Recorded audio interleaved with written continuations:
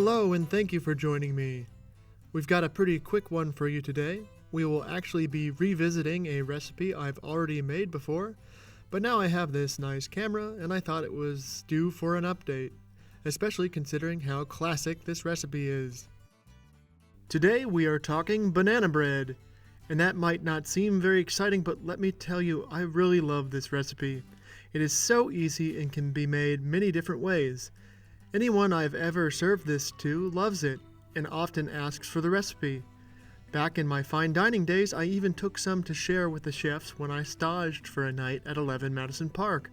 That's how confident I am in this recipe. Real quick for the record, I'm making a double recipe in the video. That is enough for 2 small loaf pans or 24 muffins. You can easily just do a single recipe though. Measurements for both will be listed in the description of the video. So let's get into it. We are making banana bread, so we need bananas, right? But not just any bananas. We need super overly ripe bananas. We really don't want bright yellow and waxy. So if they look like this, leave them on the counter and come back in a week or so. This is more what we are looking for. The bananas are super soft and starting to go brown. Honestly, I usually let them go even darker than this, but I would call these a good place to start. I just get all of those 6 bananas peeled and dump them into a bowl. Now I go in with 2 cups of just plain regular white sugar. Now we want to mash them up, and there are many ways to do this, but I usually use a whisk. A potato masher is also another good option, as is a hand mixer if you want to get electronics involved. The sugar really breaks down the bananas quickly, as you can see. Just keep mashing until they look something like this. The mash is still kind of chunky, but I can't really tell that it's bananas just by looking at it. Now let's talk about the rest of our wet ingredients. We have here some eggs. We just get those cracked in a bowl. 4 in total for the double recipe. And I keep using this whisk and I just mix those eggs in until they disappear into the mix. By the way, this recipe is super flexible, so if you don't want to use eggs, just use whatever egg substitute you normally use, and these will still turn out great. And now let's talk fat.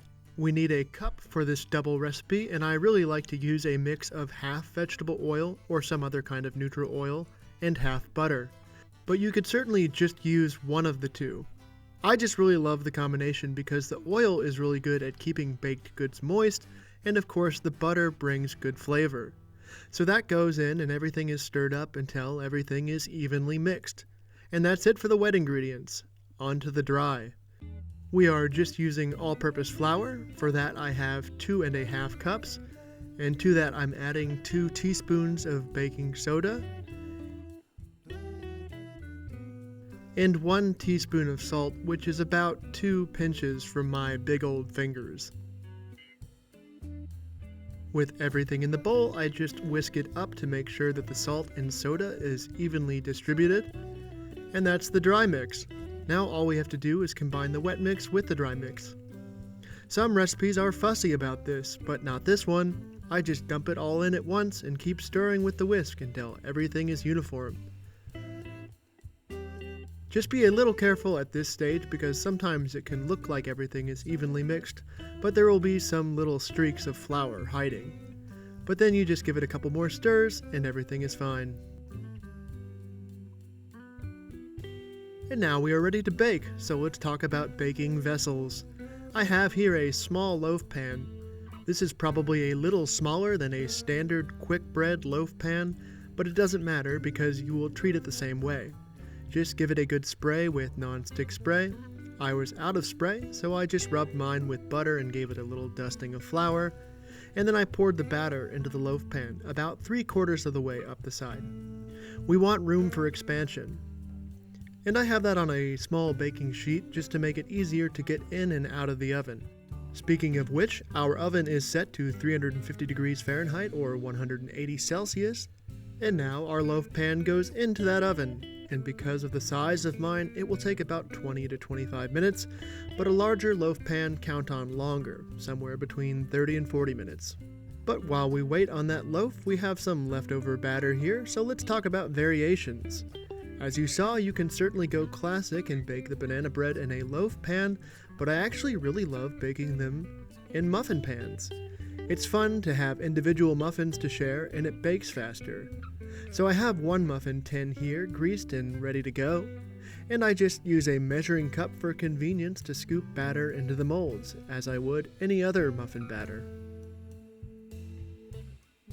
And to say it just one more time, this recipe can be easily modified, so let me just show you a couple examples of some add-ins. Chocolate often shows up in banana bread, so I have here a nice quality dark chocolate I've just chopped up. I toss that into my batter and fill a few more muffin molds. Nuts are also a classic addition, so I have here some chopped walnuts. The flavor works well with the chocolate, so it's fine that they are mingling together. And then that will do it for the last of our muffins.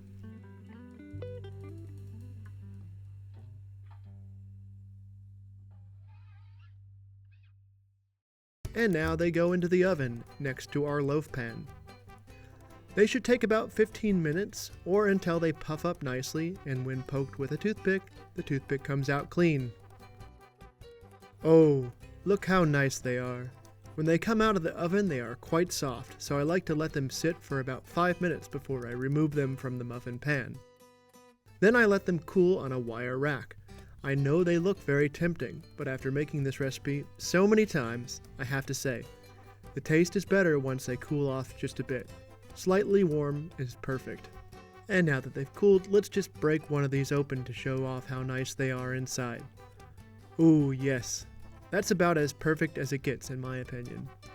And these muffins will be nice the next day as well, but there is this special thing that happens when they are just a few hours old. They develop this very slight crust that is super thin, yet tough enough so you can hear it with a fork. Oh yeah, the combination of this slight, almost candied crust with the soft inside is just so nice. By the time I was done showing off the muffins, our loaf pan was also ready to come out of the oven. Same rules as with the muffins.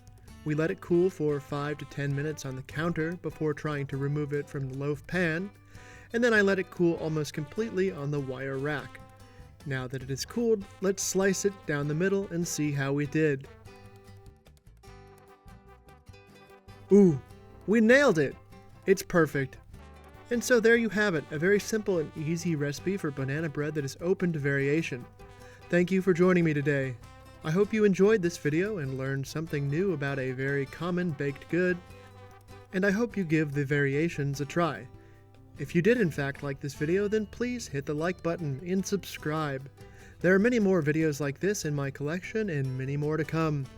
And don't hesitate to comment with any questions or concerns. Until next time, cheers!